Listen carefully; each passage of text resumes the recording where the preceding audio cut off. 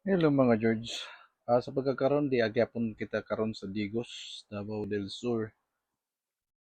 Tungod kay wala man tayo lang trabaho, kita nagasikaso sa pamalingki para sa paniudto. So magbinisaya kita karon kay diha panta sa Davao. So nagtricycle lang may paingon sa palengke. Of course, nakalista na ang tanang paliton. So medyo barato ang mapaliton diri sa Digos.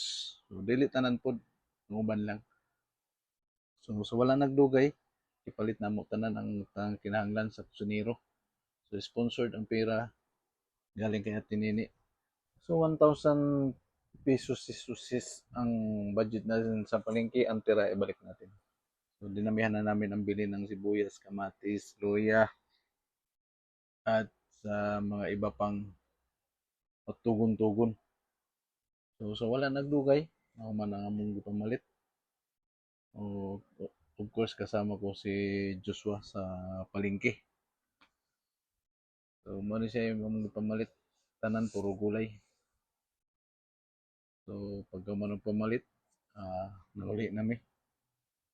So tricycle gyapon kita paingon sa balay kay wala namin nag-tricycle tungod kay wala namin nagmotor tungod kay nami bitbiton daghan nya layo ang parking. So let's go. Muli na ta.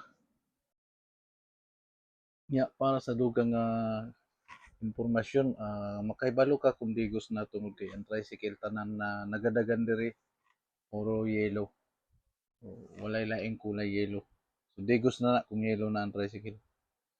So daan ay abot nami pero kulang day ang lista, so gisugo na pud mi pagawas kay kulang ang sahog.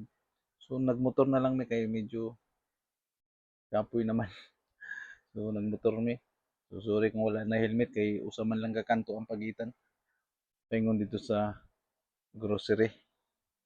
So wala kami nagdugay, to dayon mi, abot mi. So grocery lang, mga 100 meters lang. Pero sobrang in kayo, mao nga nagamotor na lang mi. So, di na lang ko ito mga akong vlog. Of course, thank you. Thank you for watching. Of course, si Joshua, subscribe nyo. Official driver ng Digos. So, thank you for watching, friends.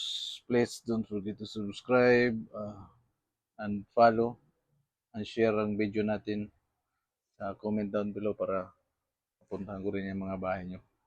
So, bye-bye.